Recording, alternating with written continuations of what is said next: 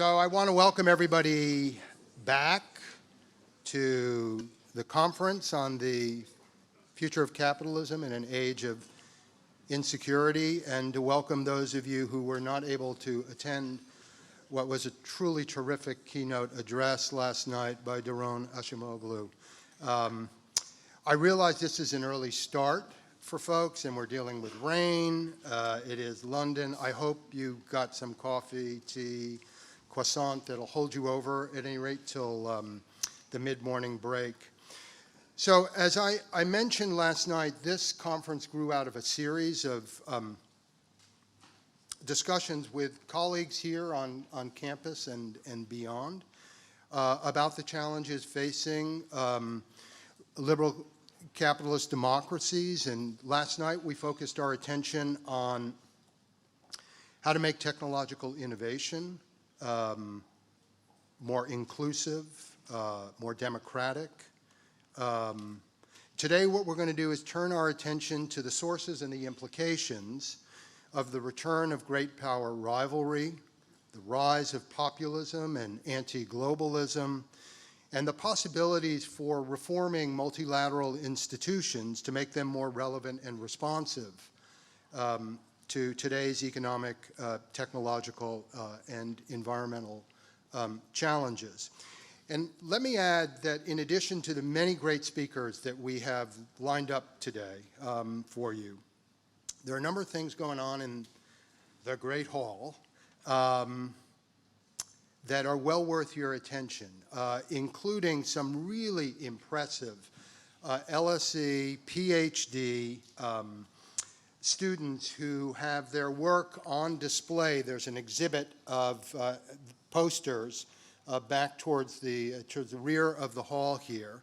There's also a book exhibit where many of the panelists' most recent book are available. I think Daron sold out last night. I know he was like signing for 30 minutes at least over here. And I also want to point out work being done, he's already started. Jorge Martin is over here on my right. So Jorge is an artist, an illustrator. He is, he calls himself a scribe. And really what he does, I first met him in Berlin back in 2000, I think it was 15, where what he does is he translates the conversation into visual images with some humor and wit, and he took, I saw drawings last night, so he's captured, it looks like in the first panel here, the discussion from last night, and he will be following our discussion during the day. So you should take time during the breaks to go up and check out what Jorge is doing and also the exhibits in the back. We also have a very special addition to the panel discussion for you today, and that is the incoming President and Vice Chancellor of LSE, Larry Kramer, who is here to say a few words. So let me just, by way of introduction, for those of you who don't know Larry, he is currently the president of the William and Flora Hewlett Foundation, and he's Dean Emeritus of the Stanford Law School. He'll be moving to London in January. He'll take up his formal duties as the 18th, I think, President, Director, Vice Chancellor of LSE next April. And so he's here in an informal capacity.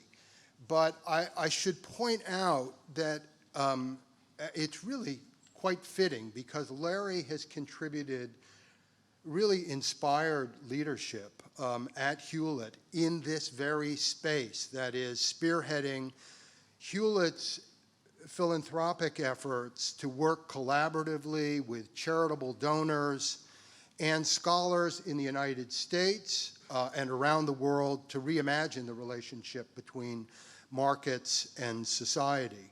So Larry's going to welcome all of you here.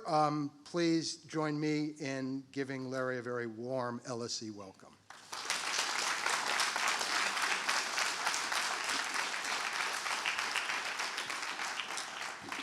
So thank you. And I will say this is a little unexpected. Perhaps it shouldn't have been completely so, but it was last night that I learned that I was actually, yesterday at lunch I saw Daron and he said, oh, I'm looking forward to your talk. And it was like, talk? So fortunately, it's just a couple of remarks. So let me start by just saying it is actually really wonderful to be here. And I'm really looking forward to being here full-time, which will happen soon enough. I'm also really, really delighted to have the chance to, this was just a coincidence, but to be here for this particular conference. Partly because I think the importance of this particular set of issues really can't be overstated. So just, substantively, we did start working on this at Hewlett back in 2016 because the relationship between the challenges that democracy is facing around the world and the challenges to not just economics, but political economy broadly speaking became clearer and clearer.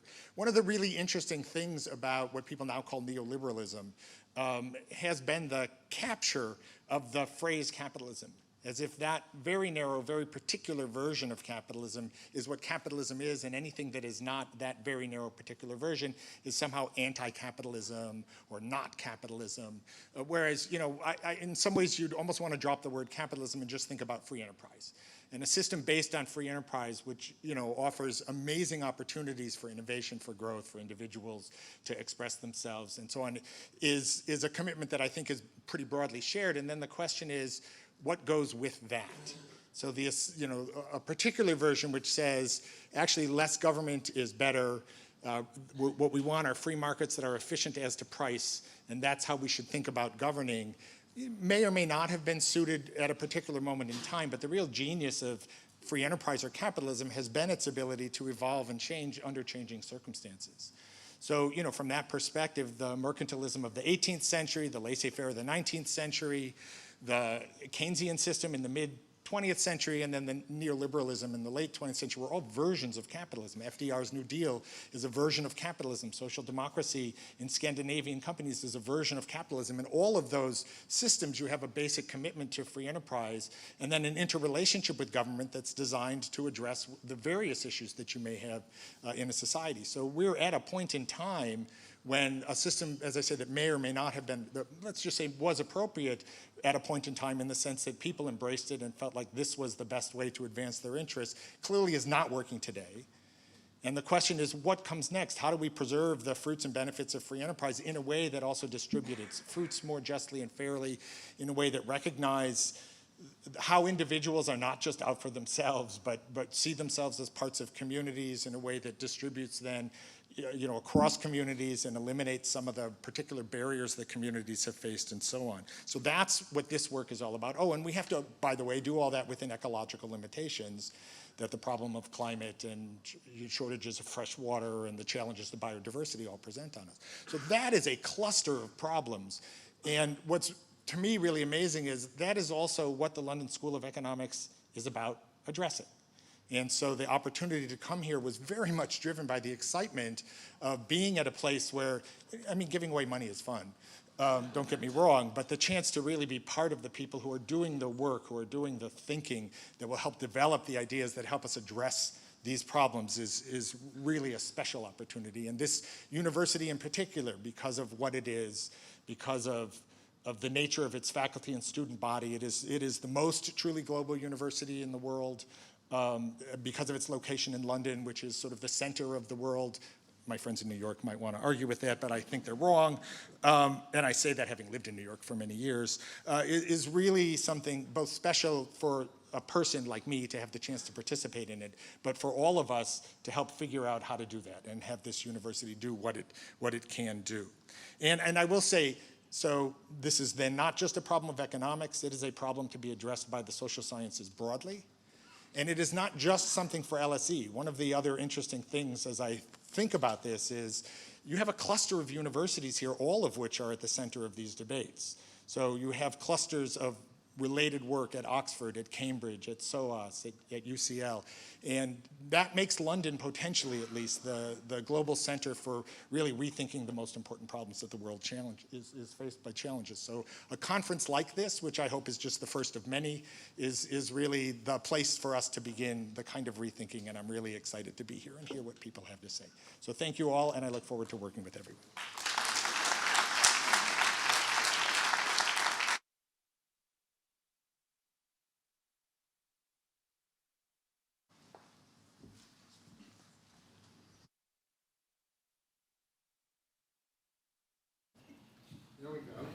done.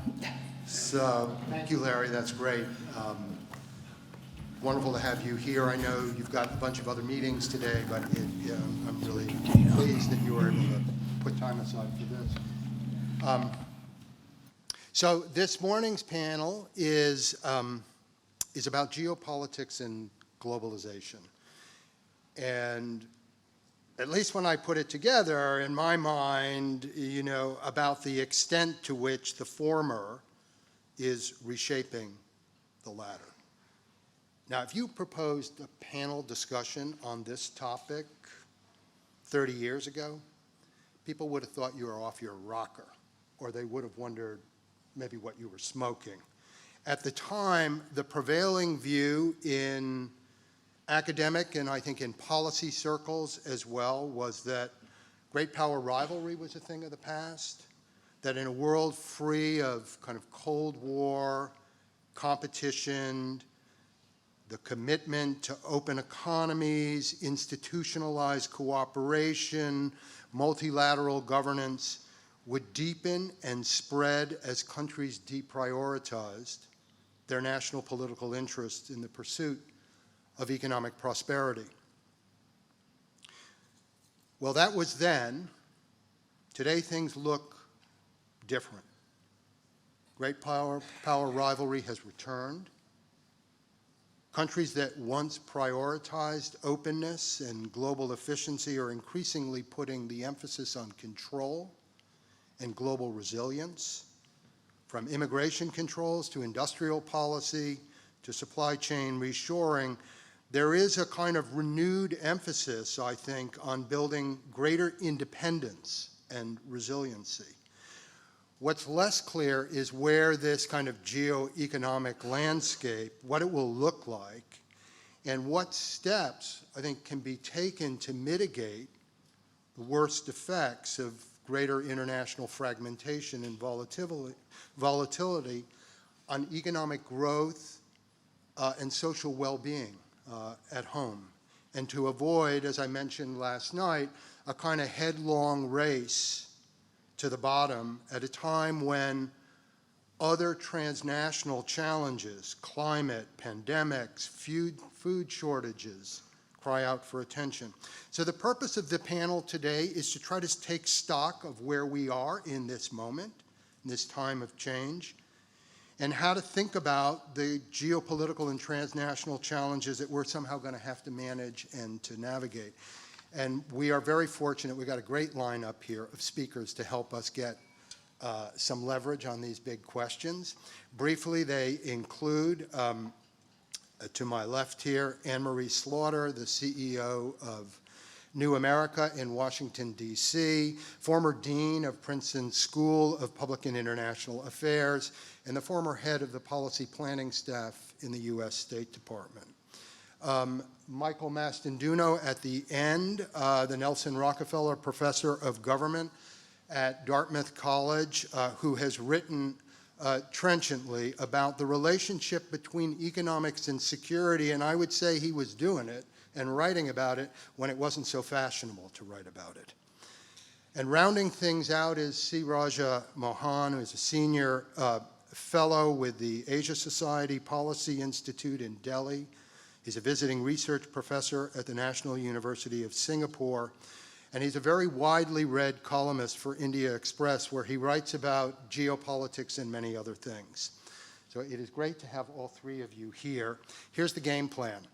I've awarded each one of them 15 minutes each to lay out their thoughts about geopolitics, globalization, social well-being. And then what we'll do, and we're going to go in the order that is on the website, so we're going to start with Mike will kick things off, then we'll turn to Raja, and then Anne-Marie, we'll turn things over to Anne-Marie. We'll go there for about 45 minutes, and then give or take, and then we will open it up for discussion. So Mike, the floor is yours. I think what we agreed is that everybody would speak from up here, and then we'll run the discussion from down here.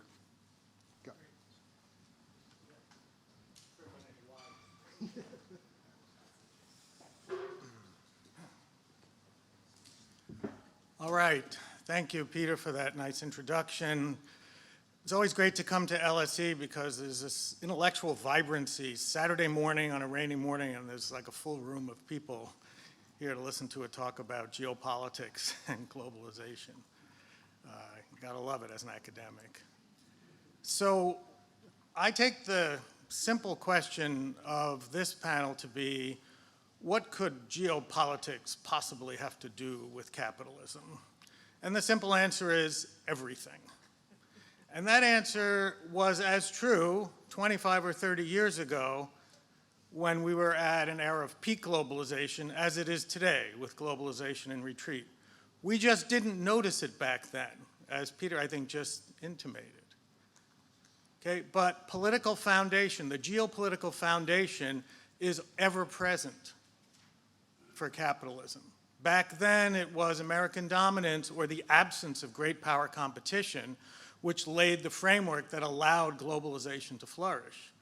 Today, it's the return of great power competition that has led us to a world of economic nationalism and geo-economic competition. So this argument that security is related to economics, that geopolitics is the foundation for the world economy, is not only a recent one, it goes back even 200 years. I mean, it was just true in the 19th century when British dominance laid the foundations for the first great era of globalization, when British-German competition in the late 19th century led, as Hemingway might have said, first gradually, then suddenly to the end of globalization.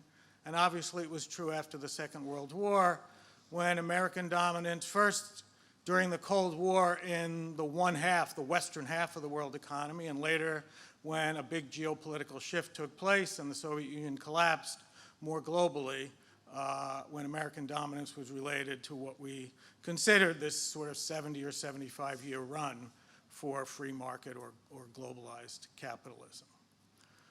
Okay, so that's the first most important point to think about, how these two things are related. Geopolitics is always a driver of the world economy. Now, let me say a little bit about how we got recently from the 30 years, right, from there to here. That is a complicated story. It has both domestic and geopolitical drivers. I have a feeling we'll be talking about both a lot in the conference today. On the domestic side, obviously the political backlash against globalization generated by the people in the trough of the elephant curve, the idea that globalization produced elite winners and everyday losers, the political opportunists like Mr. Trump who took advantage of this situation, all of that is an important part of the story. But I want to emphasize the geopolitical part of the story.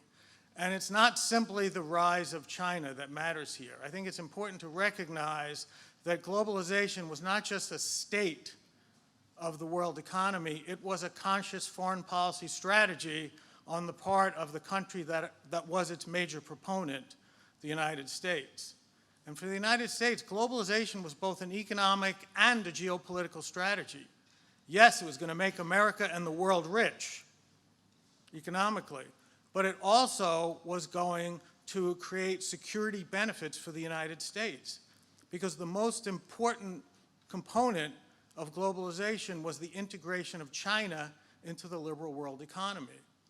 And Americans believed that that wasn't simply an economic strategy, that was a security strategy. Because integrating China into the world economy was not only going to make China richer and potentially more powerful as a competitor, but it was going to transform China in a direction, in the eyes of American policymakers, more like us. China was going to become much more market-oriented. It was going to become less authoritarian and more politically pluralist. And it was going to become, in the infamous words of Bob Zoellick, a responsible stakeholder in foreign policy. A state that was going to be, this was the implicit message, America's junior partner in running the world. Not an independent player, but a supporter of the United States. Now, this vision was not just a one-off from one American administration, this was a 25-year bipartisan consensus, stretching from the first George Bush through Clinton, through the little shrub, the second George Bush, right, all the way through Barack Obama. Okay? Democrats, Republicans, foreign policy elite all believed in this vision. Then they seem to have woken up one day around 2015 and 2016 and recognized that it didn't really work. That China, they had actually gone 0 for 3. Right? China was now less market-oriented and becoming more state-oriented, less pluralist and more authoritarian, less a responsible stakeholder, and more a provocative and assertive player in world politics.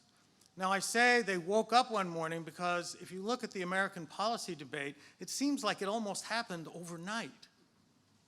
Okay, and America has this tendency to shift radically, to turn the dial from low to high. And this happened in China policy. Okay? Everyone now agrees in the foreign policy establishment that China, which used to be a partner that needed to be integrated, was now an adversary that needs to be isolated and contained. That, too, is one of the few things that Democrats and Republicans, who can't agree on anything in Washington, that's one of the few things they agree upon. Okay, and as I say, this is a pattern in the United States where foreign policy shifts decisively as a result of a perceived security threat. The last time we saw it was before and after September 11th, 2001, where American foreign policymakers before that thought about the world as a peaceful and prosperous and relatively benign place where time was on America's side. The world was moving in America's preferred direction. After September 11th, oh my God, the world's on fire, time's not on our side, we're facing existential threats from terrorists with weapons of mass destruction and rogue states, and we have to go fight 2 long wars in order to protect ourselves, right? A huge shift that took place almost in that case, literally, overnight. Now, this kind of shift in American security policy today has had profound implications for how American leaders perceive the world economy. And the reason is very simple. China is a very unusual type of challenger to the United States. Unlike the Soviet Union, or arguably even Nazi Germany, which stood outside the world economy that the United States was part of, China is embedded within it. China is an adversary within the house, within the liberal world economy. Okay? And that has had profound implications for how the United States thinks about the world economy. Again, almost overnight, an arena that was seen as an arena of mutual benefit is now one of great risk. Global assembly lines used to be about efficiency. Now they're about vulnerability. Globalization has given way to localization, friendshoring, de-risking, all these terms that we hear over and over again. And it happened relatively quickly. In thinking about the security economic link, it really strikes me that the Biden administration, which by the way is all in on this even much more than the Trump administration was, the spokesperson for this position in the Biden administration on the world economy is not the Secretary of the Treasury or the Secretary of Commerce or the U.S. Trade Representative or even the Secretary of State. It's the National Security Advisor. Jake Sullivan is the person who speaks out most systematically about how America perceives the world economy.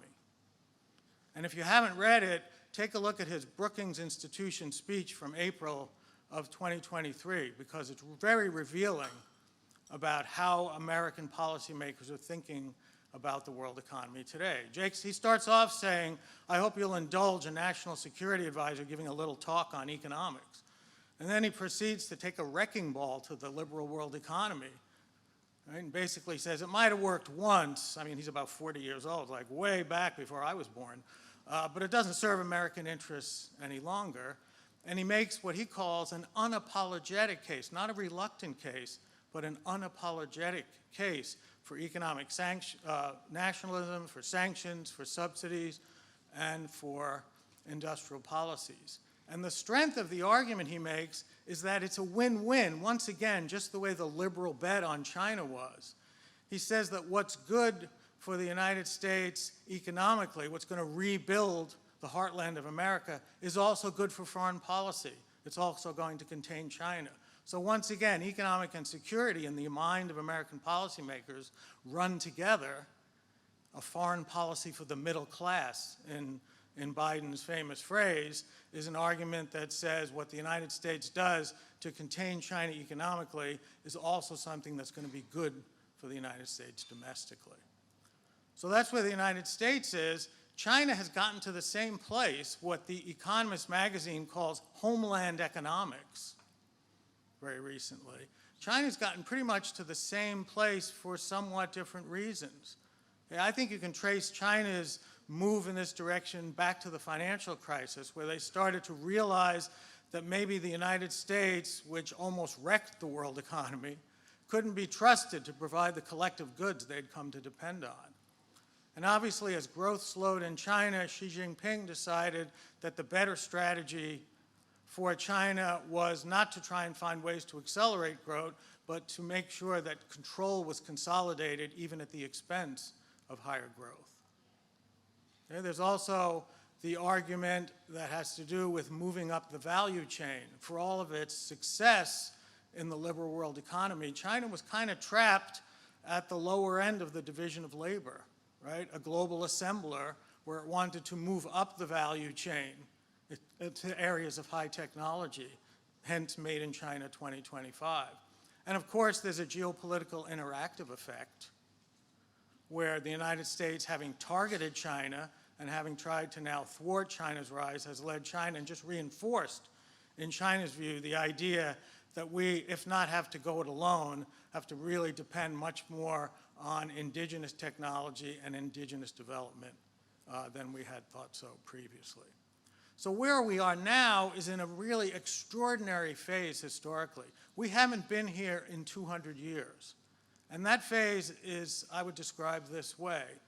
For the first time in 200 years, we have the major powers, the engines of growth in the world economy, enthusiastically embracing economic nationalism. We certainly didn't see that during the 19th century. Even during the Great Depression, economic nationalism was reluctantly embraced by Britain, right, which tried very hard to get back on the gold standard and play its traditional role.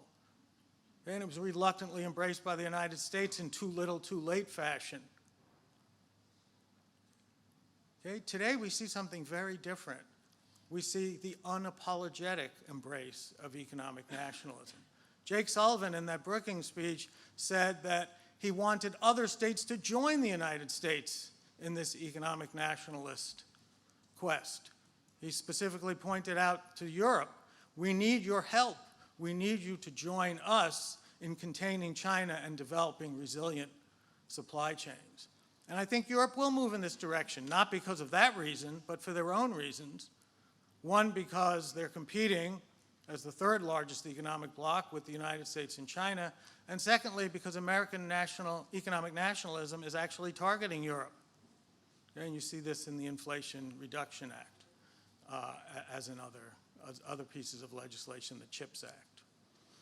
Okay, so let me, in order to stimulate the discussion, let me raise three major questions that I think arise out of where we are today. The first is, do economic nationalist strategies work? Are they effective? Okay. Liberalism had a lot of faults. Okay, yes, it created inequality, but it also brought hundreds of millions of people out of poverty, right? The very top of that elephant curve. Can economic nationalism generate economic growth? Or is it going to stifle economic growth? It's a big question. Can it actually create less inequality, or will it exacerbate inequality by having governments funnel subsidies and other kinds of economic benefits to preferred political actors?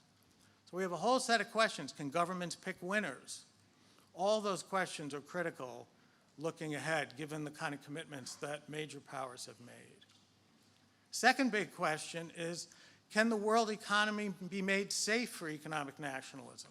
You know, the last experiment with economic nationalism during the 1930s did not end well. It was a war of all against all. It was not rule-based.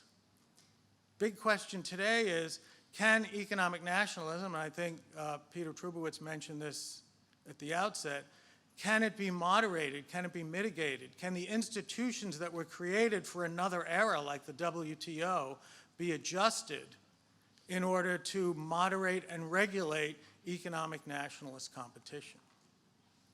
And then the third big question I'd ask is, what about the global south, where most of the world's population lives? What are they supposed to do in this kind of world?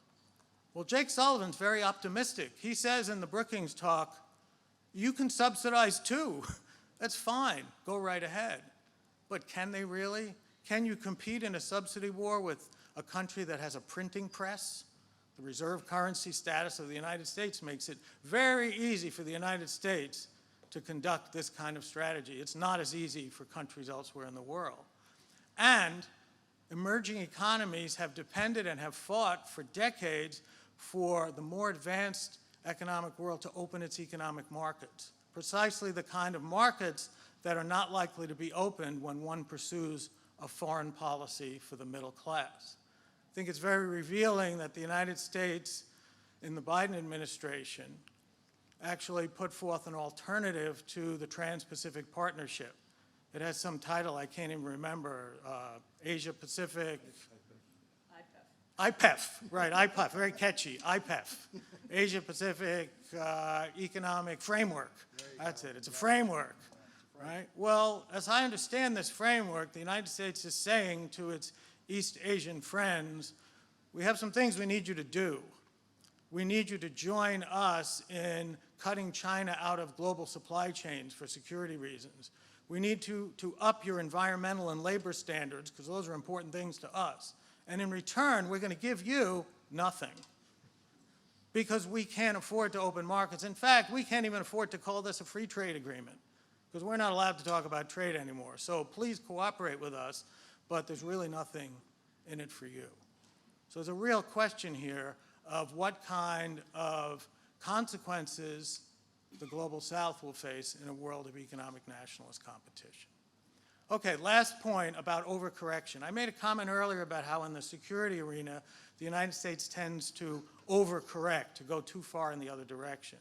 I fear the same thing is happening in American economic strategy. I mean, think about this. The 1970s were the era of stagflation, slow growth, inflation, high unemployment. What was the solution? Get government out of the way. The Thatcher Revolution, the Reagan Revolution, the Washington Consensus, deregulate, privatize, open markets not only in trade but in finance, see the Asian financial crisis. That whole strategy was in some ways an overreaction to what we saw in the 1970s, destroy safety nets. Now we have a backlash against globalization, and I think the temptation is to move, again, overcorrect in the other direction. Forget about liberalism. It doesn't work anymore. What we need is economic nationalism, subsidies, industrial policies. Okay? The real danger we have today is, I think, states may get a little too enthusiastic, a little too unapologetic about the correction, and they may overcorrect. And I think that's the challenge that we face today. Okay, thanks.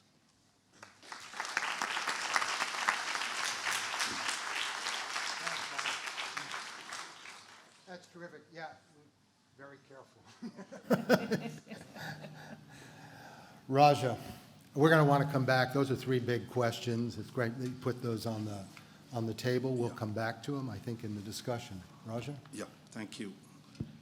Let me, really say that how wonderful it is to be here on a weekend with all of you. Thank you, Peter and the Phelan Center for inviting me. I think some of my thunder has already been stolen. I think that Peter and Michael have already, in terms of the how do we analyze the situation and the nature of the relationship between geopolitics and globalization. But I can come in on the third part, how it's actually playing out in Asia and in the global south, and one of the questions that you raised. And I would end up being a little less pessimistic, I won't say optimistic, but a little less pessimistic than what Michael had to offer. But let me just go through the first 2 points on the return of geopolitics. I agree with Michael that it's never really went away. In fact, I would say it is really structurally linked to capitalism itself. That if capitalism is about connecting markets, resources, and production centers in one large system, by nature it is a global system, as opposed to feudal modes of production, and that capitalism, therefore, is by nature a global one. But capitalism is also, often we think of global, in terms of last 30 years. But capitalism is wedded to a particular state. It operates in a national jurisdiction. So it's not as if these are detached from state structure and operating independent of the state. So capitalism is organized nationally. It operates globally. And therefore, the competition for resources, for markets, for access, that built in a competition from the very beginning. That is what we call geopolitics. When you went back 200 years, maybe I'll go a little further, maybe 500 years, to say the East India companies, everybody had an East India company in Europe. And the competition between them for occupying colonies, for gaining access, for gaining markets, gaining resources. So that was in the very, very beginning itself. And I think what happened in the last 30 years is that it got masked, and then we took that as a fundamental principle of global politics, while actually not seeing. But I think there were signals actually from mid-90s itself. The first people to talk about multipolarity were our French friends. Remember the hyperpower after the 93 war against Iraq and the need to build a coalition against the United States unilateralism. Remember the German, the French, and the Russians opposed the Iraq invasion in 2003, and the French minister got a fantastic clapping from the UN General Assembly. So the resentment against American domination, and America was setting the terms of a global order, were always there.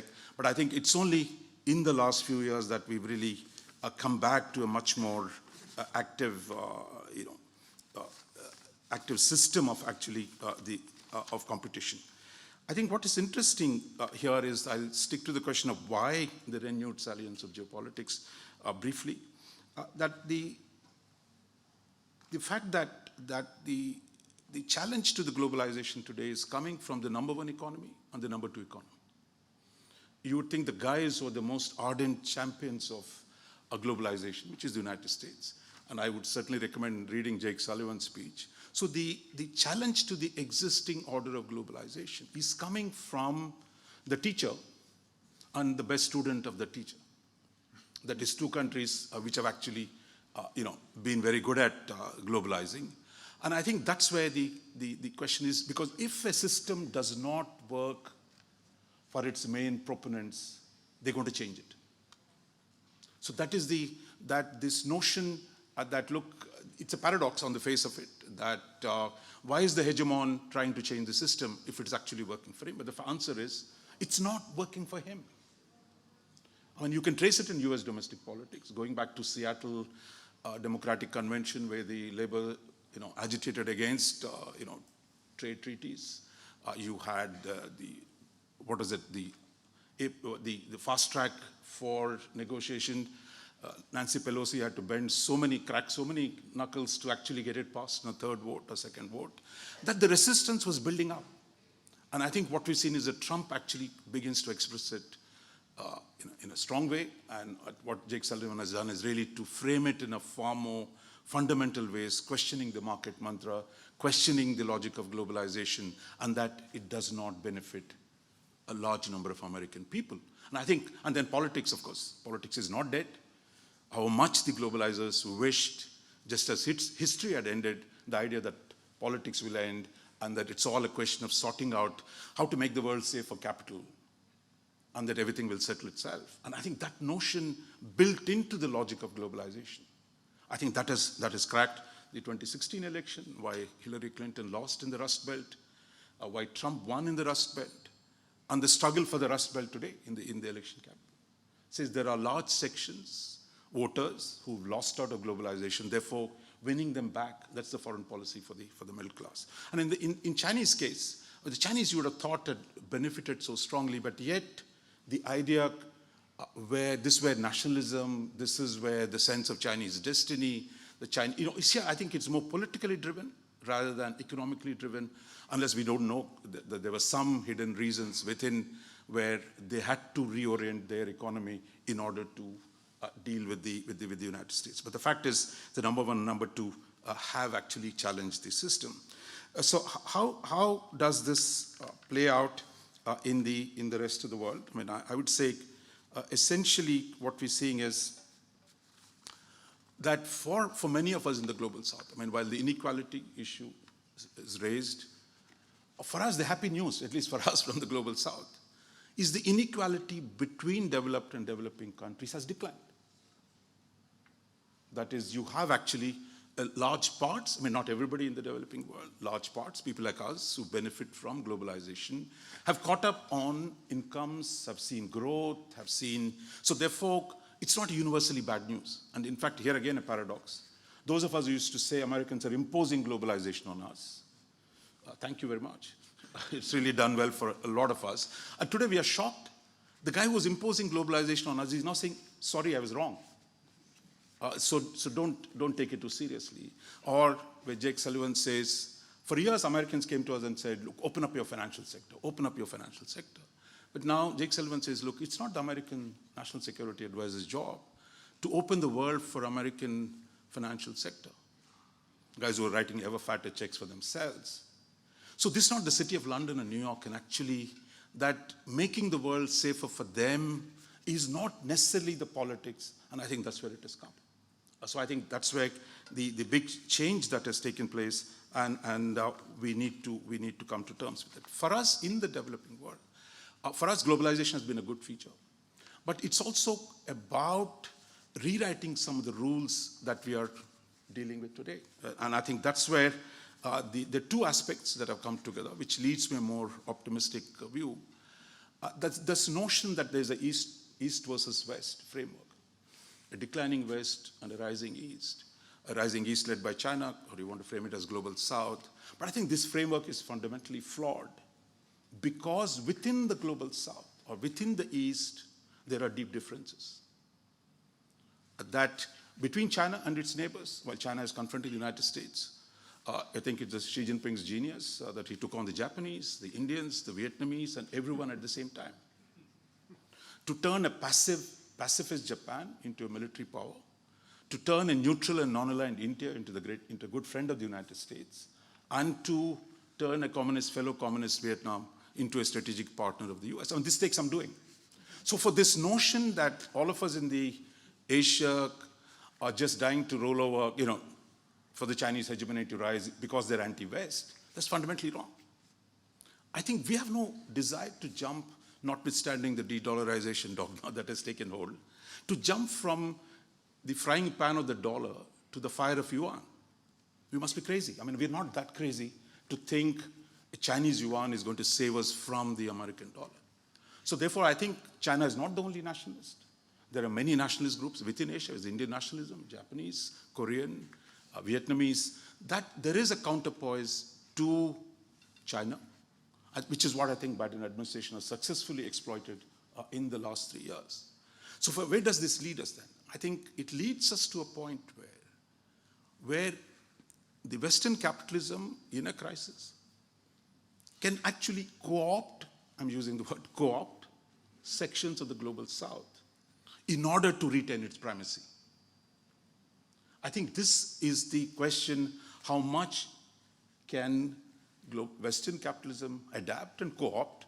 Historically, it's shown a lot of resilience to adapt. And at the same time, the Chinese capitalism, I think Branko Milanovic calls it political capitalism, they've also shown the capacity to adapt.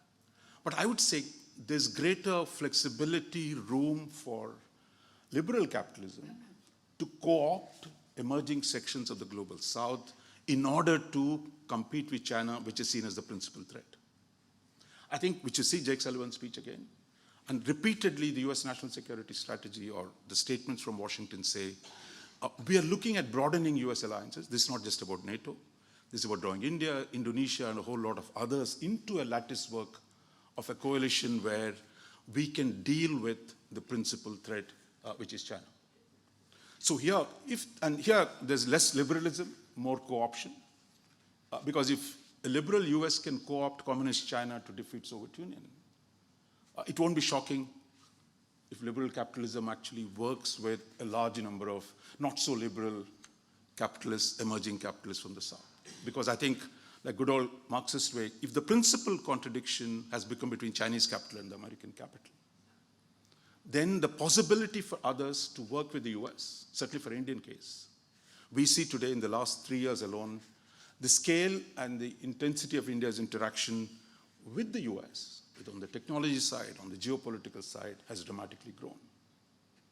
And here I think is the new possibility that who can co-opt parts of Global South better. I think there, at this point, we're seeing greater flexibility in the US side, a lot less on the Chinese side, where Chinese can take the Russians with them. But I think many of the emerging powers would, for all the resentments against the United States, at least some of them will be open for collaboration with the US. And I think that is the big change that is unfolding. Of course, Chinese can still adapt and adopt, but I believe, at least at this point, what I've seen in Asia in the last 3 years, the US has shown much greater flexibility, and China's contradictions with its neighbors has actually created conditions for integrating. So final thought, where does this leave Europe? Is really, so when we talk about Western decline, I mean, West has been declining since, 1901, Spengler's book, 2 volumes, on the decline of the West.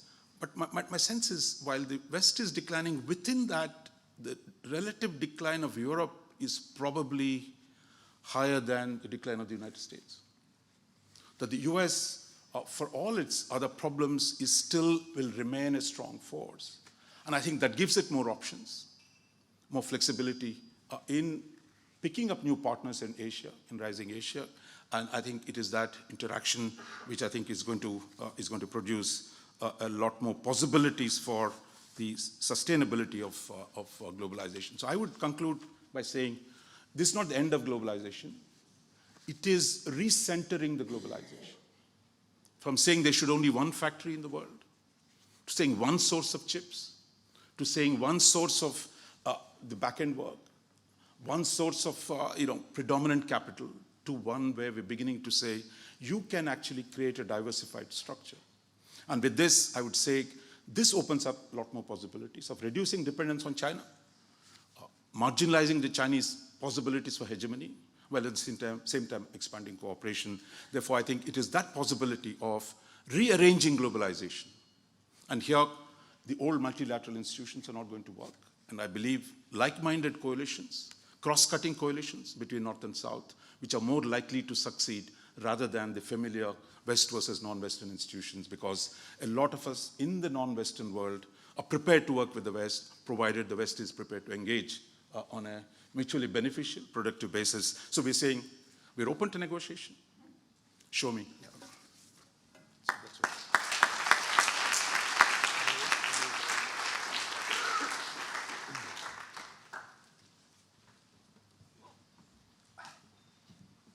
It should be fine here. It's We fine. might have to We're move fine. the mic. No, we're fine, I think. All right. So thank you, and I'm privileged to go third, to have been able to hear both those presentations. I'm going to definitely take us in a quite different direction. I will say before I jump in that I hope we'll be able to discuss one of Raja's last points, which is the point I'm almost always on, which is the US decline is not as great as the European decline. The Europeans are always in decline. That is a staple of any conversation like this. I don't agree. I think that Europe is more important to the US right now than it has been pretty much in any point in the last 30 years. But we'll just put that on the shelf and return to it. I want to start by investigating the question, or the sort of premise of the panel, the return of geopolitics. And I want to ask, what does it mean to say that geopolitics has returned? I think that really means that the US now feels challenged again, and it didn't for a long time. And it really, Michael, you were honest to say geopolitics is great power competition. Right? It's not the competition of states around the world. It is great power competition. If you look back and you think, well, when were geopolitics sort of at bay? And again, Michael, you said this, it's when you have a dominant hegemon, and then effectively you can have I mean, for many countries in the world, they still thought geopolitics were very active. Russia did, China did, Iran did, many African countries did. I mean, so we're really talking about the rise of the return of great power competition. It's also true that for the aughts and part of certainly till the Trump administration, geoeconomics were sort of more salient than geopolitics. That's in part just because of the tremendous private sector globalization until 2008. But then again, in early Obama, it comes back. A lot of that is also the tremendous rise of the tech companies and the globalization of Facebook. I mean, you have to remind, I mean, you all barely remember this, but you know, Facebook didn't exist in the early aughts, or not in the way it did. But essentially, we were thinking far more about geoeconomics. And then the main threats they were coming from terrorism, absolutely, but they were coming from domestic issues. They were coming from civil wars, insurgencies. When I was in government from 2009 to 2011, and really from 2011 through 2015, it's the Arab Spring, right? It's this tremendous sort of welling up and then response. And then, of course, in Europe, it was Grexit, and then later Brexit, and there were Frexit and every other kind of exit that people were worried about. So again, this perception that the biggest threats were coming from inside, not outside, the focus on geoeconomics, and then finally, I went back to Thomas Friedman, the great apostle of globalization. I went back to the Lexus and the olive tree, which is even before the world is flat. And, you know, with his extraordinary ability to coin phrases, he says, you know, today you have not only a superpower, and that was really the US, the mega power, or hyperpower, I think as the French called us. You have not only a superpower, not only supermarkets, economic globalization, but super empowered individuals. And of course, he was talking about Osama bin Laden and terrorism, but he was also talking about CEOs. So that's sort of where we were, and I think it's worth remembering that. And then you talk about the return of geopolitics. Of course, now you're talking about Russia invading Ukraine, but even before that, you're talking about China through Trump, and then also very much with Biden. But I want to remind you that the reshoring and nearshoring didn't start against China. It started in response much more to what I think of as global politics. So I divide the world into geopolitics, nation-state politics, great powers, but also others, and global politics, the politics of global threats. And actually, the US National Security Strategy of a year ago says, look, it calls them transnational challenges, but obviously climate, pandemics, they include terrorism, water security, energy security, and inflation. The National Security Strategy says, the US National Security Strategy says those threats are every bit as important as geopolitics. We don't spend our resources that way, but we are at least proclaiming that. And really, the nearshoring is from the pandemic, when we realized we didn't even have our own protective equipment, where US doctors are wearing garbage bags in New York to protect themselves. That was not China is coming to get us. That was, we have to at least make sure that we can produce things that are necessary to keep our own people safe. And of course, the fact that China was producing a lot of those things means those two things dovetail. But really, it's important to remember that that sense of vulnerability is coming from a global threat more than a geopolitical threat. And I would add to that the tremendous sense of how are we going to protect ourselves, also things like rare earths, things like, but also how do we respond to lots of climate-related threats? And again, until quite recently, you know, we've been focused on wildfires and droughts and floods, and we still are, and I'm looking at Scotland right now. All of that is still just as salient as geopolitics if you're outside the National Security Council's domain, and it is, the two are now intersecting. So just thinking about kind of those two intersections, I do agree, no question now, great power politics is back on the agenda. I also, though, want to point out, and you've heard this both from both my fellow speakers, a lot of the origins of foreign policy for the middle class was, again, it's not China. At least it wasn't China in 2016. Jake Sullivan is one of the rare national security advisors who spent most of his time first on Hillary, well, in both cases, in 2008 and in 2016, crisscrossing the country for Hillary Clinton. He was deeply worried about what he was hearing. And what he was hearing is exactly what did elect Trump. Absolutely what Raja said. He is hearing the people who are being left behind. And he comes up with foreign policy for the middle class at Carnegie while he's out of office between 2016 and 2020. And yes, you know, Trump is then demonizing China because that's a very good way of kind of whipping up his base. But what he's really saying is, I'm going to return manufacturing to the Midwest, and you know, we are going to recover these jobs. We cannot recover these jobs. And actually, even with the CHIPS Act and with the sort of big tech pouring infrastructure money into those regions, yes, we'll create some more jobs, but we're never going back to the 20th century. But again, I just want to point out, it's the perception of people being left behind, of dramatically increasing inequality. All of that is driving this sense that foreign policy has to serve domestic interests before you get to this win-win that says, yes, and by the way, this is great because it also allows us, on a national security point of view, to contain China. That's good politics, and it helps get a bipartisan infrastructure bill and CHIPS bill through Congress, which is key. So just with that sort of setting the stage and reminding us that the global political threats are out there every bit as much as they've been, and they are increasing. I'm on the record as saying I deeply worry that at the end of this century, you know, the US will have beaten China and the planet will be burned to a crisp. You know, it really, from my point of view, the existential threats that I worry about, and certainly most of the people I work with, and certainly most of your generation thinks about, is more the existential threat of climate change and all the things that come with that: migration, water insecurity, food insecurity, and pandemics. And we're now seeing those two things intersect.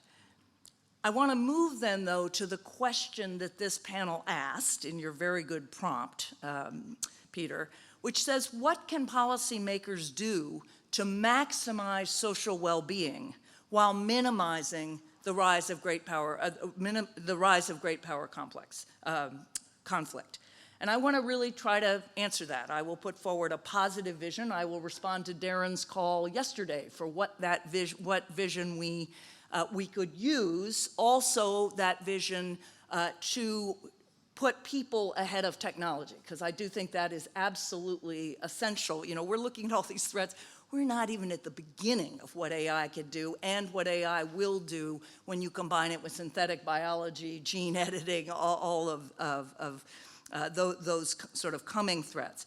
So my answer, what can we do if you were a policymaker in any of our governments, is basically to put people first. It's not to pretend geopolitics isn't there, but it is to say, and in a way this whole emphasis on the middle class is saying it, but it's taking a back seat to US-China rivalry, is to actually think about people's prosperity, well-being, to put human interdependence ahead of corporate interdependence, to put huge investments in care, and I will talk about that and explain what I mean, over military investment, and to put investments in well-being over just straight wealth. And for those of you I didn't invent that. There's the Well-Being Economy Alliance. There's a huge amount of work being done on how do we actually make sure that our economies serve human well-being, not just the growth of GDP.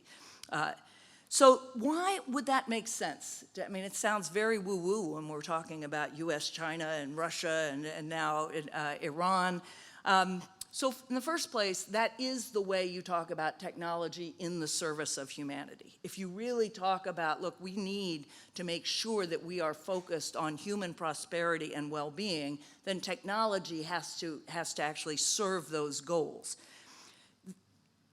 Just to start, the care economy. So the care economy in the United States, which is it's a aggregation of the amount we spend on childcare, on elder care in institutions, and elder care at home, which is the fastest growing sector, and also what we spend on household management, which any of you who are caregivers for your parents or your children, you know that simply managing that is a huge and growing sector.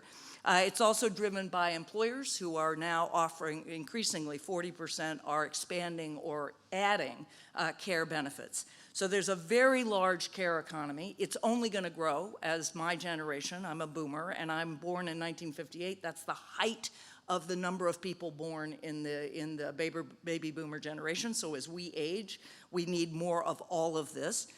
So you've got that straight care economy. And then you have what I call the care plus economy, or the relationship economy. If you want to look at jobs that are growing fast and jobs that are helped by technology, it is the investment in human performance. So look at the explosion of coaching jobs of absolutely every kind. Coaches used to be people on a football field, either your football or ours. Coaching now is basically like any kind of therapy. You have wellness coaches, executive coaches, leadership coaches, diet coaches, anything you can think of. But you also have, obviously, teachers of all kinds, teachers, mentors, guides. These are now paid jobs. Just as you think about a doctor and now you have a physician's assistant, and you could break that down, or nurses, into 10 different categories of nurses and medical professionals. You're seeing that in teaching as well. You're seeing paraprofessionals, people who are working specifically with students who are learning English as a second language, obviously disabled students of different kinds, but also simply much more personalized learning, as Darren was pushing in that direction last night. That's the relationship economy. That's where you pour money into somebody who has a relationship with someone else to enable that other person to flourish. Very obvious in childcare and elder care, but as I say, it's actually a fast-growing sector, and it's a sector in which tech makes those jobs better and more attractive to men. The more you put technology in, more men are engaged. That then starts a virtuous circle where the wages actually go up. I'll just give you a couple of examples. One, elder care. Most people I know do not want to be taken care of only by robots, but most people I know would be very happy if robots could handle a lot of the more intimate dimensions of elder care that none of us really want to think about. And there is plenty of work being done on exactly that, certainly in Japan. You know, if you can have robots helping with basically the heavy lifting, and I do mean the heavy lifting of people who require care, then you have human caregivers who can invest much more in giving an elder person his or her or their best day. Tech also, big data, is hugely helpful even in something like student advising. The Georgia Tech has dramatically cut the number of freshmen who drop out, particularly freshmen who are first-generation college students, because they have data on when the most vulnerable moments are. You know, that moment when people go home at fall break and you feel like you didn't belong here, that's the moment that the advisor reaches out to the student. And if any of you know, in mental health counseling and suicide counseling, that kind of data has been key. And that's my next point. This relationship economy is exploding in the US, and I think here too, because of the epidemic of mental illness, right? The Secretary General just issued a report called Our Epidemic of Loneliness and Isolation. That's, if you think of Angus Deaton and Ann Case's deaths of despair, a lot of that is simply disconnection, as people don't have workplaces and they don't have the communities they used to have. We see it for elders, mid-career, and certainly for younger people. And there's a vast economy there, and again, it can be aided by technology. AI can absolutely help personalize things, but it can also create those new tasks. So if we think about a care revolution, more broadly, a care, connection, and well-being revolution, and think about how do we pour investment into that so that we're not just thinking about economic growth, but we really are thinking about shared prosperity. That is a way of putting, I think it's good domestic politics and it's very good global politics. Last thing I'll just say on that, the other piece of that is multi-generational living. We need a real estate revolution, which we're starting to see tiny bits of in the United States because of the housing crisis. But if you focus on care and well-being, you also need to focus on how you enable people to care for one another.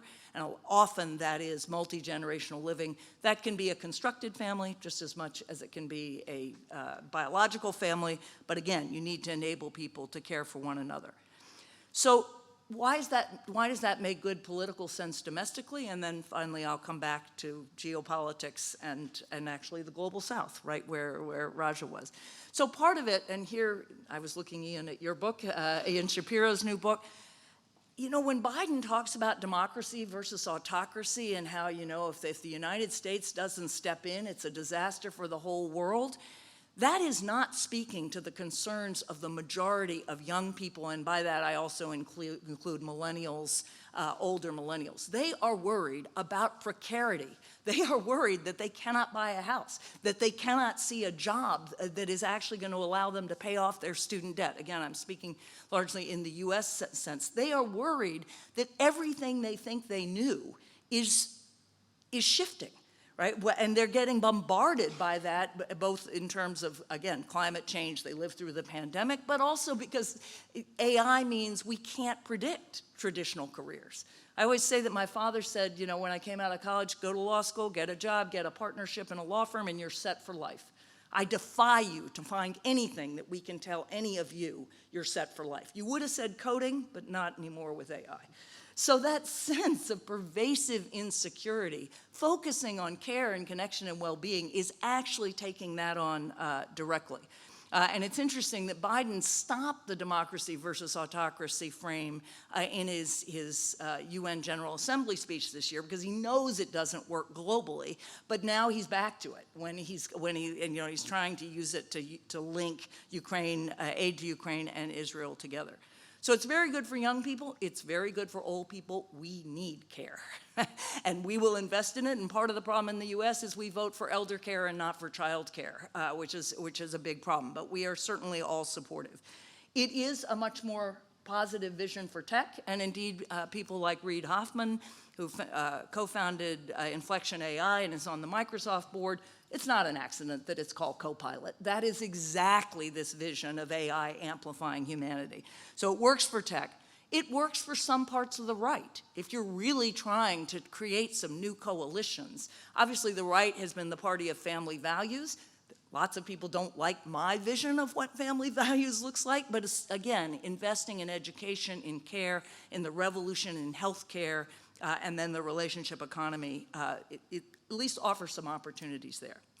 So let me conclude, though, it also, I think, is the way to co-opt parts of the global south. I mean, what we are seeing so clearly, and we saw with India right away, even with Ukraine, here we have courted India, and you know, then General Petraeus says he's talking to the Indian Foreign Minister, Minister Jaishankar, and he says, General, you know, you're a member of the Quad, and he's talking about the Russian invasion of Ukraine, and he says, you have to choose, right? You have to line up with us against Russia. You can't sort of still be buying, you know, actually increasing your buying of oil and gas from Russia when you're with us in the Quad.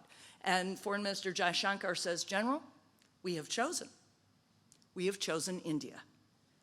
That is what I see in the global south. It's absolutely not east-west versus global south. It is a lot of countries that have now, who are prosperous enough and who have benefited enough to now say, we are pursuing our own global interests, and our global interests are the development of our people.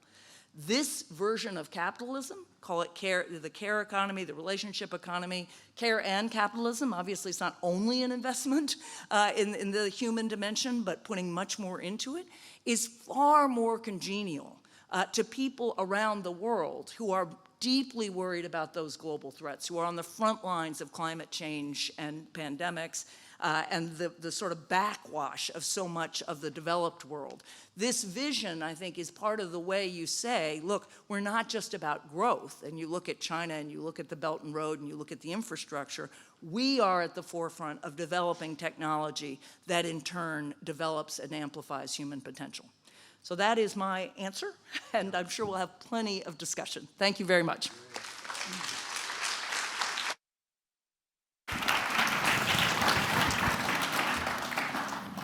Great, thanks. Wow, three really terrific presentations. I'm sure there's going to be plenty of questions here. I think I have a question for two things I'd like to kind of draw out. One, maybe to pick up on Mike's point at the very end of his presentation about the danger of overreach, of overcompensation. What was the term that you used? Overcorrection. And I was thinking about this, and I think this actually goes to a point that Raja was raising as well. I mean, to the extent that, let's say, the United States goes down this path of economic nationalism, to deal with the challenges posed by China, it seems to me that the risk there is, one of the risks, is internal tension within America's own alliances. And so to me, the IRA, when it was first rolled out, part of the IRA looked like a kind of mailed fist, not exactly in a velvet glove, but that the message to Europe was pick your market. Pick your market. Is it going to be China or is it going to be the United States? And that it was very kind of like tough-minded that way. And I think, in Raja, when you're talking about kind of, you didn't use this term exactly, but like coalitions of the willing, these kind of ad hoc, post hoc coalitions, where the United States is moving in the direction of trying to shore up its ties, let's say in kind of the Pacific Basin, very broadly speaking, that the flip side of that is perhaps tension within its own existing traditional alliances in Europe. I thought you kind of maybe alluded to that, and I just, I wonder about these, that kind of, that tension and whether or not it's a kind of countervailing push that maybe leads to less optimism about the possibility of those coalitions. And Anne-Marie, I've got a question for you about kind of, so geopolitics and care. I was thinking while you were talking, I think this is a really interesting problem. If one goes back and thinks about the Cold War, it seems to me that, at least in the Western liberal democracies, that the Cold War actually sustained and encouraged an investment in what you're calling care, because it wasn't only an East-West kind of arms race, it was a welfare race as well. And it put a lot of pressure on the leadership inside, not just the United States, but Western democracies in general, to commit on the social welfare front, to prove that the Western version of modernity was every bit as good or better than what what was on offer in the East. And what I wonder about today is that, it seems to me, and you kind of picked up on this point, I thought, when you said Biden's framing is not going to solve that problem today. And so if not, then it seems like the competition, to the extent that it matters with China, let's say US, China, in a way cuts against this or makes it harder, that you somehow have to overcome that. So anyway, just a couple thoughts that maybe to just kick it off that you would want to respond to. There's no particular order. Roger, you look like you're ready to go. He's got notes. He's got notes. He's got notes. Right? Yeah. I think the question you asked about, does American economic nationalism undermine the traditional coalition between US and Europe, right? I mean, there I would say, I think it brings us back to the fundamental, relationship between geopolitics and globalization. That because Europe has a danger on its frontier, that I think it is under some pressure, if I will, to work with the United States, notwithstanding the range of differences. And I think that's exactly what happened in the 1945, that these were advanced capitalist countries, but they were not in a position to defend against a threat in their midst. And therefore, the US became both the provider of security, and helping them rebuild. And I think that relationship, we thought the tensions over Russia, or the gas pipelines, over China market, all these come, but at the end of it, thanks to Putin here, his genius, like Xi Jinping, has, I think, left Europe with not many options. But there are divisions, clearly. Von der Leyen is accused of being pro-American agent, while the French and others will say, look, we must have more autonomy. But I think structurally, the dependents, they need to work with the United States. So that leaves us, look, what does I really don't think Americans are being nationalist here. Because I think using the word nationalism, protectionism, in a way, is a kind of a priori, pejorative terms of seeing what they're doing. That they're actually saying rework the globalization format to decenter it away from China, create alternative markets, share technology. In fact, they're encouraging American chip companies to go into India. They're encouraging India to develop, jet engine technology. So I think it's not that they're simply shutting the doors. They're actually reworking their friends and allies and expanding their partnerships in order to create a more effective coalition. So I think this has a chance of working. And on the Cold War thing, I just wanted to say, that it is because of the pressure of the Soviet Union and the power of Marxism, socialism, communism in the middle of the 20th century, that the Western capital had to adapt. Because without that, there would be no welfare state. I mean, I think today, if the Chinese threat is that serious, some way of, managing your own domestic polity, as well as your coalition with your Western allies, that also becomes important. Who wants to? Anne-Marie, do you want to jump in? Sure. On either question. Yeah, no, just Or a to put them word together. on the European. I do want to say there. I think that's right, that obviously the Russian invasion of Ukraine has pushed Europe and the United States much more closely together.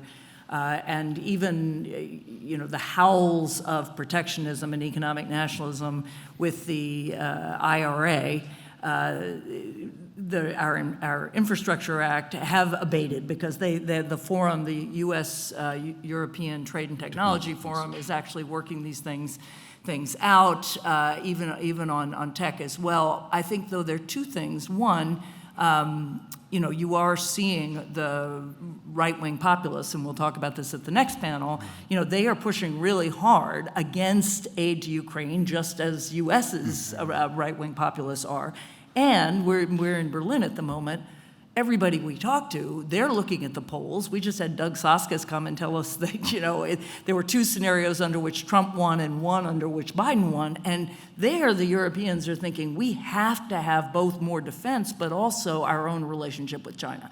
Because if Trump comes in, we are not going to be pulled in. So just those 2 points.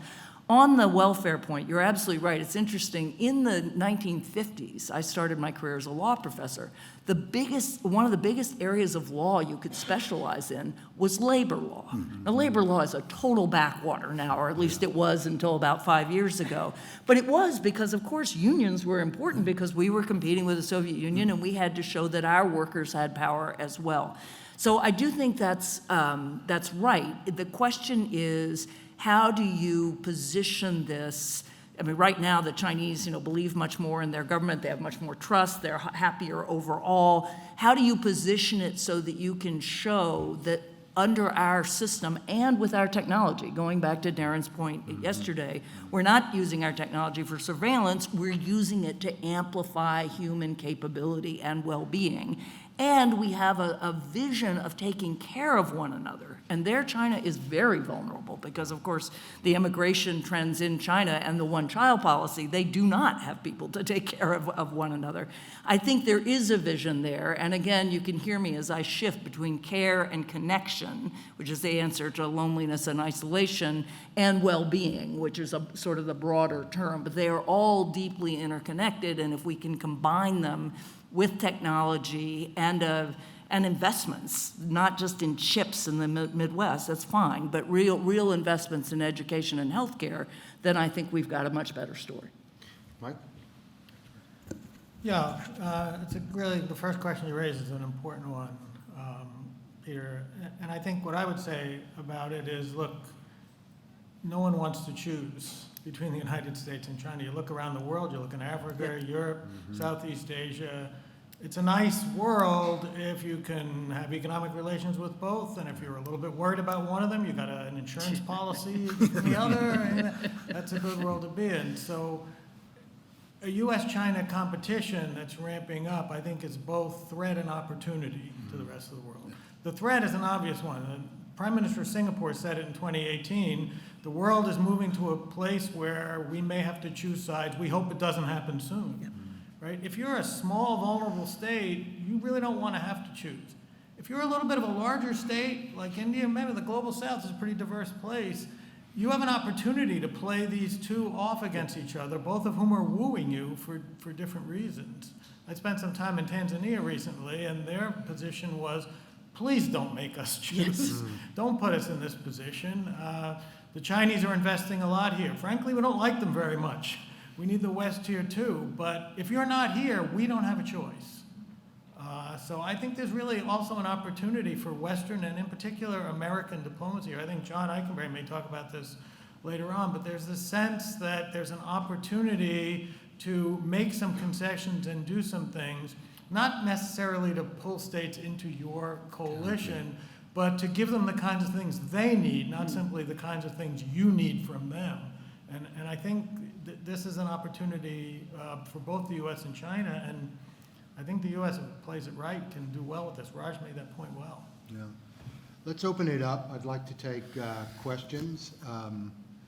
I want to start with a person in the back here with it looks like a white blouse. Yeah, right there. I can't see from here. I know I had that problem last night too. So, right, and then we'll come down over to here. Right. I'm going to cluster. We'll take a few questions, okay? Yeah, go ahead. Hello, my name is Joelle. I'm a master's student here. My question is that a lot of U.S. strength comes from the fact that the dollar is the world reserve currency. However, there has been a trend of de-dollarization. And so if BRICS were to create a shared currency, what would that mean for the U.S. economy and for geopolitics? Okay, let's go to the individual right here on at the end, right in the bluish sweater, right? And then we'll come down here. Yeah.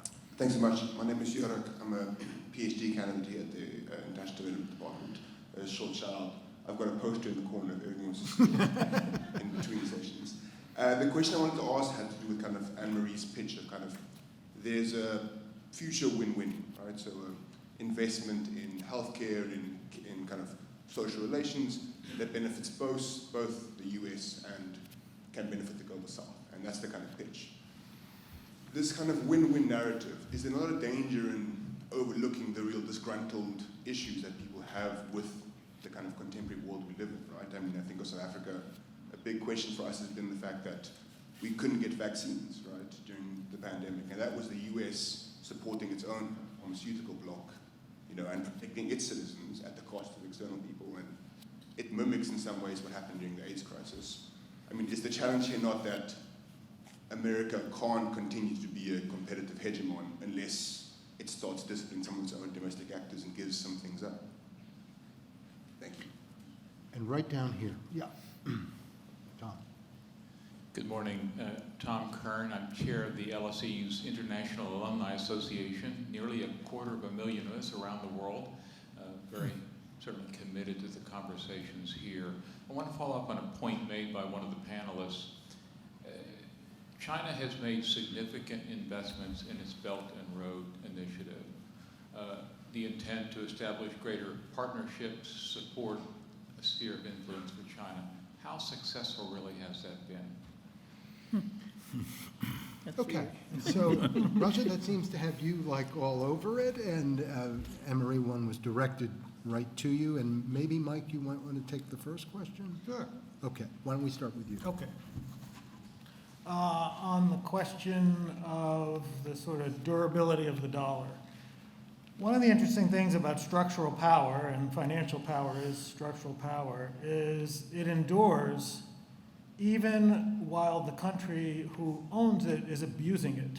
And I think one of the interesting things about the dollar is it's a very frustrating thing for those who want to move away from the dollar because it is so embedded so deeply in both private and government networks that it's just very hard to do. It's not impossible.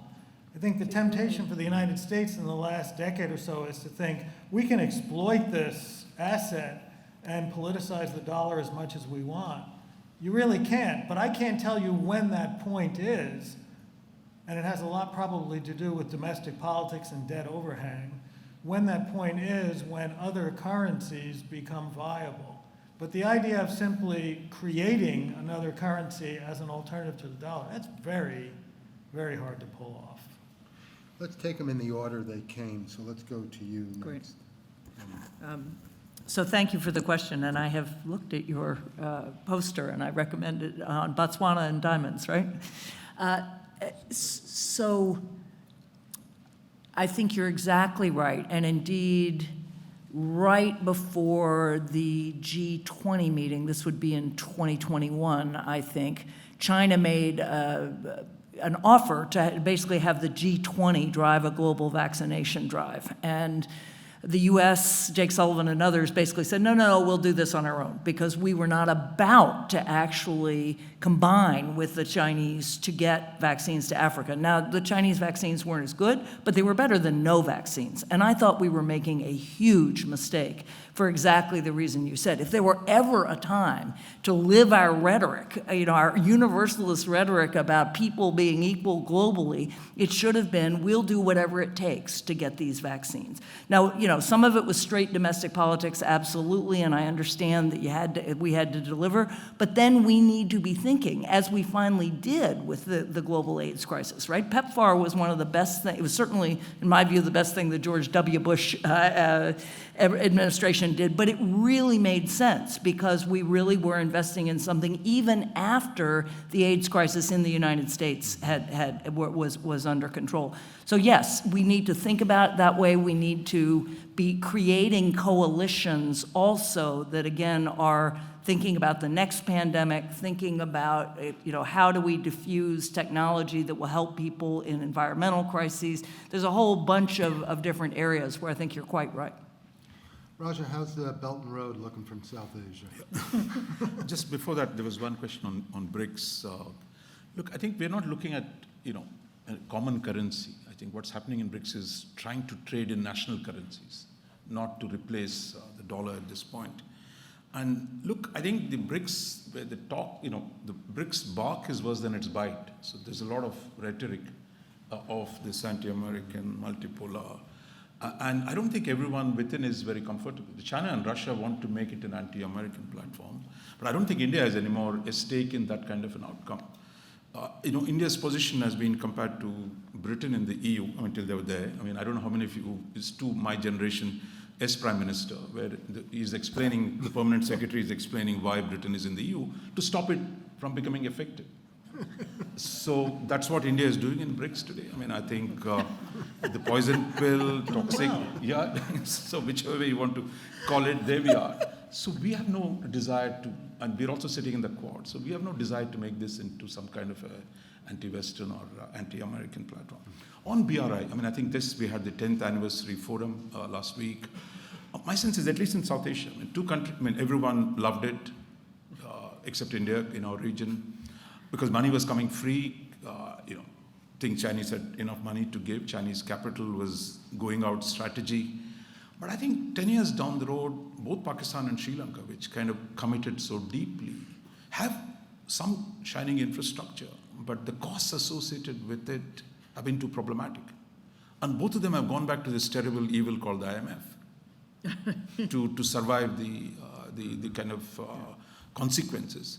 And the Chinese have not been helpful in fully negotiating a haircut because the Japanese and Indians, who also have lent a lot of money to Sri Lanka, say that, look, it has to be equally distributed. But Chinese are still playing a unilateral game rather than coming up with solutions that are long-term. I think, but it's not enough to criticize the Chinese policies. I think you need to offer alternatives for infrastructure development. Europeans have the global gateway. Americans, of course, don't bring money. They say go to the private sector. I mean, they're trying to bring in different ways of doing it. But my sense is, in the end, many countries in the global south were not willing to do the due diligence. As simple as, what is the interest rate? As simple as that. What is it? How is it going to be repaid? But today, I think there's greater awareness. Some of these projects have run their course. And some of the sinologists here might say, within China itself, there's a debate. Why are we throwing this money around in Venezuela and Pakistan when China itself needs more money? So I think we've seen the peak, BRI, and I also believe Chinese are smart enough to learn. You see some of the languages changed. They're trying to rebrand it into more environmentally sustainable, etc. So I would say, I think if they become a normal lender, it's not a bad thing for the world. I'm going to steal a little time from the coffee break. You're getting Started a bit late. So, because we've got some questions over here. There was, Lizzie, there's a question over here. The room? We'll start there. Jeff. Yeah, I've got you. Hi, thanks so much. Elizabeth Ingleson, I'm an assistant professor in the International History Department here at the LSE. We've been hearing a lot about a foreign policy for the middle class and the importance of a care economy. I wondered if you could speak, this is to the whole panel, about what kind of political changes and policy changes are going to be needed in order to create a capitalism that enables a middle class to emerge, particularly when in a space such as care economy, where we know today that so many people working in those spaces are not treated or not provided with the sort of working conditions needed to even create a middle class. So is this a question of connecting not just geopolitics with industrial policy, but geopolitics with industrial relations, and how might that look like? Lizzie, can you hand your mic up to Jeff LeGros? Yeah, I want to do Jeff LeGros, University of Richmond, not down the river, but over in the colonies. I wanted to just connect the geopolitics piece and the return of mercantilism, of nationalist economics, to broader competition and potentially conflict. And I just wonder if we're not in a replay of the 1930s, that there's an envelope now that looks quite a bit different. And that envelope, of course, is nuclear weapons and mutual assured destruction, which one could argue facilitated all this. The Chinese were willing to get in bed with the hegemon because they had nuclear weapons, so ultimately they couldn't be invaded, they could cut deals. And, it doesn't look like that today, but it just seems like that envelope changes dynamics over the long term. And along with the incentives around climate change and pandemics, you really do have cooperative incentives as well. And if you think about the US and Soviet Union cooperating over non-proliferation at the height of the Cold War and in some other ways as well, there is conceptual space there to kind of turn the tide, and it's really not being realized because of domestic politics. And the future of capitalism, the question is being driven by the fallout of large portions of the population, particularly in the US but elsewhere, because they're not getting anything. This nationalist policy is not really addressing that. Some chip jobs in the Midwest isn't doing it. Reform of redistribution really isn't on the agenda. So I'm wondering, how do those things come together? The possibility for cooperative deals and redistribution in a way that's a win-win. I'm not sure that's answerable, but those are the questions in my mind. We're going to take, Daron, we'll take one last question for this session. Thank you very much. A great panel, but I particularly enjoyed Anne-Marie's comments. But I want to push one more step beyond what you said, Anne-Marie. So I think it's fantastic to emphasize the care economy and the direction of technology like you did. I mean, that's been more than 25 years of my life, so I'm really delighted when people, including you, sort of now recognize, we don't have one type of technology, we have to choose the direction of technology, pro-worker, pro-capital, pro-different types of skills. But perhaps the vision that we need for globalization is also related, and I think you were dancing around this issue, which is there isn't one kind of globalization. I think the particular type of globalization that we developed and created a backlash is a particularly pro-capital and pro-large firm globalization that enabled them to sort of go around domestic regulations, really arbitrage cheap labor, avoid taxes. So can we develop a type of globalization that's complementary to your vision of where technology should go, that's more pro-labor, that helps different types of producers rather than just the large firms? And I think that would be, in my mind, the best remedy to the geopolitics dominating the globalization conversation. Of course, the Jake Sullivan speech, geopolitics, are going to be part of it, but I think if we have a better vision of globalization, it would really be very helpful. Thank you. So here's what we're going to do to kind of wrap up this. We're going to go in reverse order. So I'm going to start with Anne-Marie, and we'll go to Raja and Mike, and you can answer one of these three questions or answer a question you wish was asked. Well, I will sort of fuse the first Lizzie's question and Daron's question. And one, I should have said when I was talking about the care economy, right now, just elder care, two kinds of elder care, child care, household management, that is $600 billion in the US, and that's bigger than the pharmaceutical sector. So we are talking big money, and it is going to increase. And so to your point about how do you create a political coalition, I'm thinking a lot about this, and partly I'm trying to find the right frame and where you plug in. But part of it is just, it's a place investors should invest, and it's a place that we need more startups, and so you try to build, support on Wall Street. Part of it, you again, as I said, older people for sure, parents for sure, and then sort of more broadly on the family, there are a lot of instrumental arguments, right? It's keeping women out of the labor force. That is hurting us, and then you can actually say that's hurting us in competition with others. So there are a set of arguments. You have to make them also working with unions, and unions often are not. I mean, the ones led by women, a little more, but this has not been where they are. So that's a very important question. And I do think, Daron, I think that's exactly right. You and I were talking at dinner last night about there is a vision of the sort of next version of the tech economy that is more small and medium-sized industry rather than these huge platforms.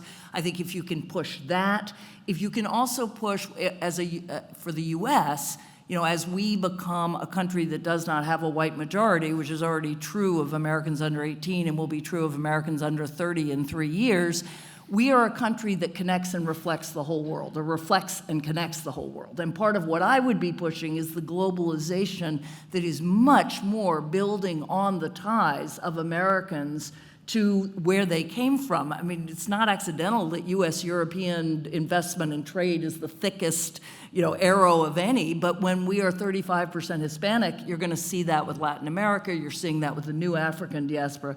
So that is also, I would talk about a people-centered globalization. Great. Raja. Just a word about the care economy. I mean, when you have that kind of technologies developed, I think China is aging very fast. Much of Asia is going to age. Same thing, Japan. India, another 20, 30 years. I think all of us will be, and then we'll bring up the largest numbers of aged people, given the size of our population. Yes. So I think what you do might have some benefit. But in the near term, you're going to see more export of Indian or Asian manpower to deal with caregiving in the US. So I think in a way, Canada is looking for nurses all the time, medical staff. So there is actually already a migration linked to caregiving, given the demand here. On the question of, isn't there an element of cooperation? One of the questions we saw it on the nuclear question, on the space question. In fact, US-Russia space cooperation has endured until recently. I mean, US was using the space station. But my sense is it's becoming harder to do that under the current situation. Even with the AI, the latest proposals by Henry Kissinger and others, look, you've got to talk to the Chinese. But the visions are so different at this point. I think bringing them together to a thing might be different. On the climate change question, I would say it's finally who breaks through in the technology side. Because the differences on how to distribute the costs of dealing with climate change, that is the principal question. How do you change the nature of the relationship between energy and economy? And that, I think, I'm not a techno-determinist, but I think it finally has to come from new technological solutions. And once you do that, that is itself leading to geopolitics. Congo and cobalt. Just as East India companies fought for resources, you have the cobalt in Congo is an object of confrontation. It is a question of rare earths.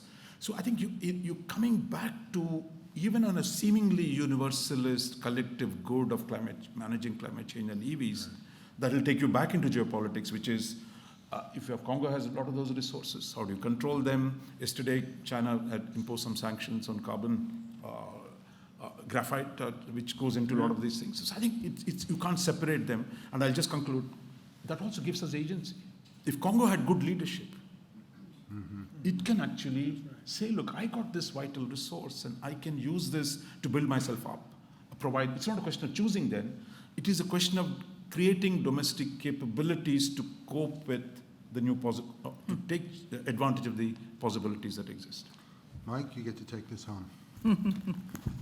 Okay, you said we could ask our own question. I have my own question that only I can Within answer. limits, yeah. And it'll take 40 minutes. So is that okay?